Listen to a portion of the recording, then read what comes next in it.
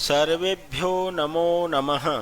प्रिय विद्यार्थियों, पिछले वीडियो में मैंने ये चर्चा की थी कि वह चिड़िया और कठफोड़ुआ अर्थात वुडपेकर मक्खी के साथ मेघनाद नामक मंडूक के पास, मेंढक के पास जाते हैं और सारी घटना बताते हैं। इसके बाद क्या कहानी है, आज के इस वीडियो में मैं चर्चा करने जा रहा हूं। तो चलिए देखते हैं। 11वां चैप्टर समवायो हिदुर्जय का सेकंड पार्ट। मेघनाद अवदत, मेघनाद बोला, अवदत लंग लकार क्रिया है, ये वद धातु है, लंग लकार प्रथम पुरुष एक वचन। मेघनाद अवदत अर्थात उस मेंढक का नाम था मेघनाद। मेघनाद ने बोला, यथा अहम कथयामि तथा कुरुतम। यथा हम, यहाँ पे संधि है बच्चों, तो इसको संधि विच्छेद करेंगे। यथा प्लस अहम, यथा थ में आ है, अहम का अ, दोनों मिलकर के बन जाएगा आ, यथा हम। अहम यथा मैं जैसा, कथयामि कहता हूँ, कथ धातु है, उत्तम पुरुष एक वचन, कथ मतलब कहना। मैं जैसा कहता हूँ तथा कुरुतम वैसा करो, मैं जैसा कहता हूं वैसा तुम दोनों करो। मक्खी के संबोधन है कि अरे मक्खी, मेघनाद ने मक्खी को संबोधन करके कहा, अरे मक्खी, प्रथमं त्वं मध्याह्ने तस्य गजस्य कर्णे शब्दं कुरु। प्रथमं सबसे पहले, त्वं तुम, मध्याह्ने दोपहरी में या दोपहर में, तस्य उस गजस्य हाथी के करने कान में, शब्दम कुरु शब्द करो अर्थात गुनगुनाओ, गुनगुनाने की आवाज करो, तुम गुनगुनाओ जाकर के उसके कान में।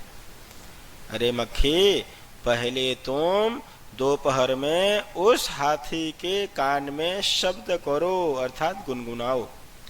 ये न जिससे, स वह, नयने दोनों आंखों को, निमील्य बंद करके, स्थास्यति रह जाएगा।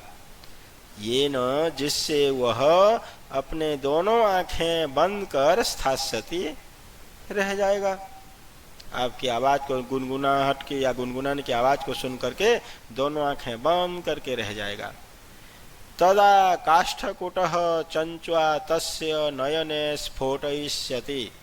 तदा तब, काष्ठकुटः कठफोड़ुआ अर्थात वुडपेकर, जो अपने चोंच से लकड़ी को होल कर देता है। तदा तब, काष्ठकूटः कठफोड़ुआ, चंचुआ चोंच से, तस्य नयने उसके दोनों आंखों को, यहाँ नयन शब्द है बच्चों, नयनम नयने नयनानि नपुंसकलिंग द्विवचन है।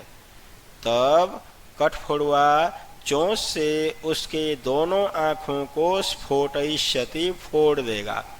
लृट लकार है यहाँ पे, ये प्रथम पुरुष एक वचन, फोड़ देगा, क्रियापद है ये, और इसका कर्ता हो जाएगा काष्ठकुटः। एवं स गजः, इस प्रकार वह हाथी, स मतलब वह, गज हाथी, अंधः भविष्यति अंधा हो जाएगा। एवं इस प्रकार, स गज वह हाथी, अंध भविष्यति अंधा हो जाएगा।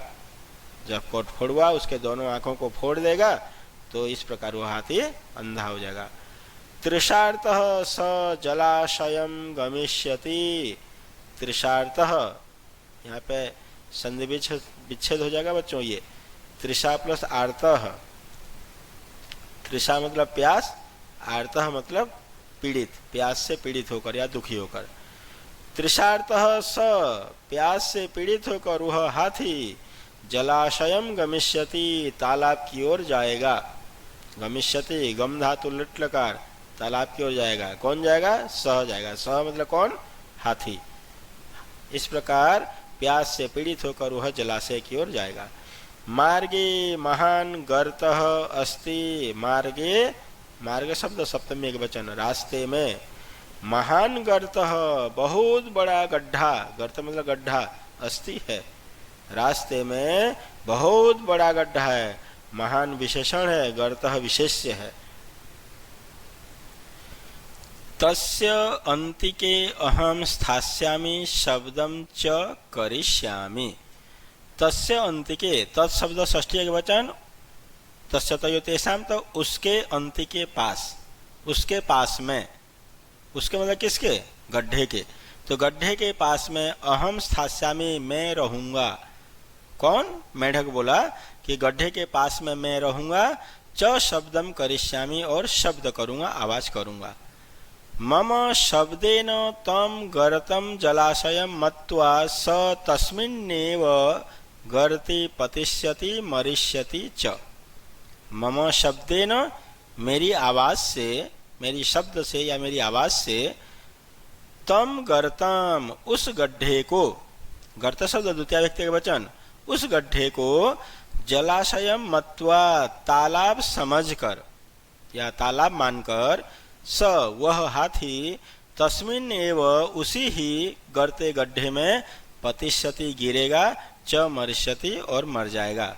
मेरी आवाज से उस गड्ढे को तालाब मानकर वह हाथी उसी गड्ढे में गिरेगा और मर जाएगा।